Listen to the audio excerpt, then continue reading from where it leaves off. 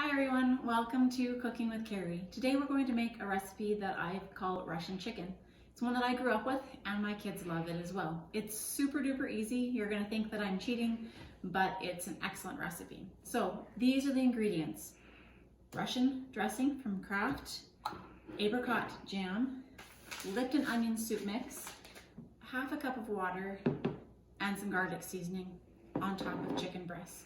Now you can do bone in or without bone, thighs, breasts, the choice is yours. Doesn't matter what kind of chicken, your choice. It doesn't change the recipe at all. So first thing you do is sprinkle a little bit of garlic seasoning over your chicken breasts. And then what you're going to do, and there's no specifics, it's however much you like. Next thing you do, you take the entire contents of the Russian salad dressing. I'm going to leave that upside down so it can drain a little bit more. Then I'm going to take half of this jar. So this is a 500 gram jar. So I'm putting in 250 grams of apricot jam. This is store-bought. It doesn't matter what brand you use. I've tried them all. And the brand of apricot jam does not change the taste of the recipe. Okay, mix that all in.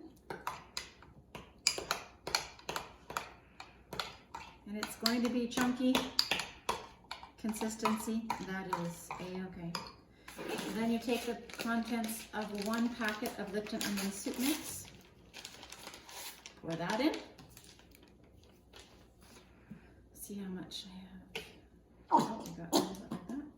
Okay, then I take the half a cup of water, pour it into the salad dressing bottle.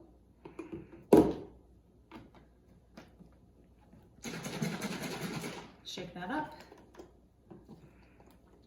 Pour it in, and then mix all of that together.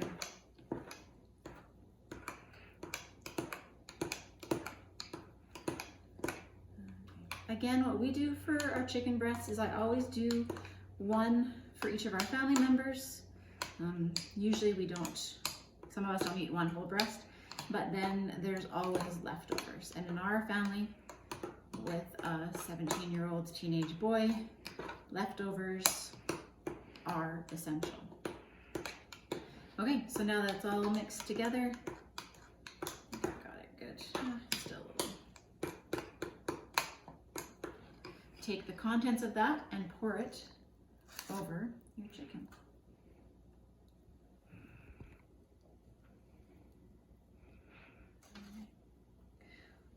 So you can see I could have put in a lot more chicken breasts if I'd like to, but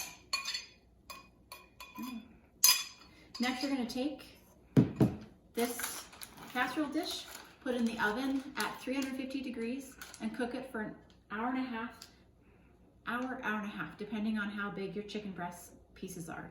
So because I've got chicken breasts in there, I'm going to cook it for an hour and a half at 350 degrees, and I'll get to show you what it looks like afterwards.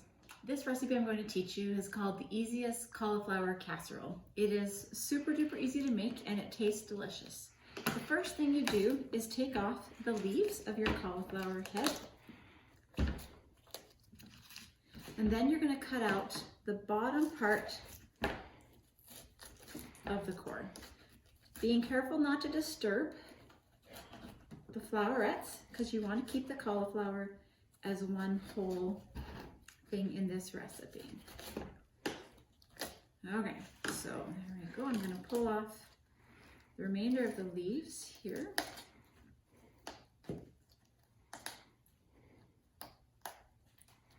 You can see that I've still kept everything intact. And take that now and trim up the little bit of edges here and cut off some of the brown stuff. You just every once in a while get a little bit of brown on the cauliflower. All right. So now I've rinsed the cauliflower and I'm going to put it in a casserole dish, and I'm going to take some saran wrap and cover loosely. Now I'm going to take this and put it in the microwave for 10 minutes. Okay, the cauliflower has now been cooking for 10 minutes, so we're going to pull it out. We pulled it out. We're going to take off the saran wrap. Next, you're going to make a topping to go on it, and that requires a half a cup of mayonnaise. I love to use these Pyrex measuring containers. I use them all the time when I'm trying to do my cooking, just because it helps me to measure, and they're quick and easy to clean. Okay, so half a cup of mayonnaise. Then you're going to put in half a teaspoon of dried mustard. Oh,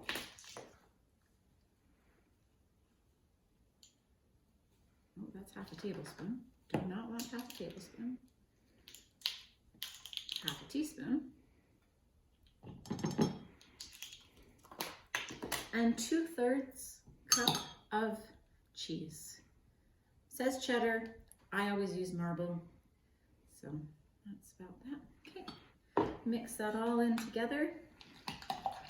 Makes a weird looking paste. I'm gonna put a little more cheese in there. Okay, so as you can tell, it's not always as per recipe. Okay, and then you're gonna take that paste, that mixture, and you're going to spread it on top of your cauliflower. And just try to leave it on top, mainly because as it cooks, we're going to put it next into the oven, and as it cooks, it's going to just drizzle down the sides. I know, it looks interesting. The first time I saw this made, I was like, you want me to eat what and how? So, like that, and now we're going to put it in the oven. So while these things are going, I also have my rice cooking in my rice cooker.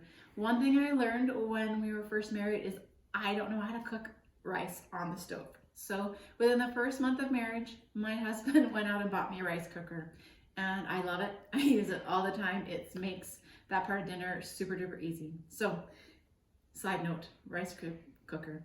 This is now gonna go into the oven and cook for the next couple minutes.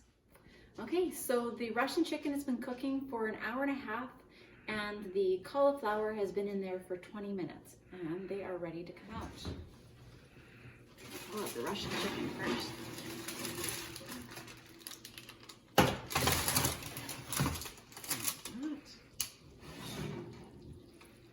And the cauliflower has a nice little crust on top of it there. And that bubbling goodness. The rice cooker is finished, and we've made a Caesar salad to go along with this meal as well. One of my favorite salad dressings to use is the Renee's Caesar salad dressing that you get in the fridge section. It makes Caesar salad awesome. A little Parmesan cheese and some bacon bits that we get from Costco. They're not dry bacon bits. I don't know what you'd call them, but anyways, real bacon bits. Love them. This is the perfect meal. You'll get to see a picture at the end.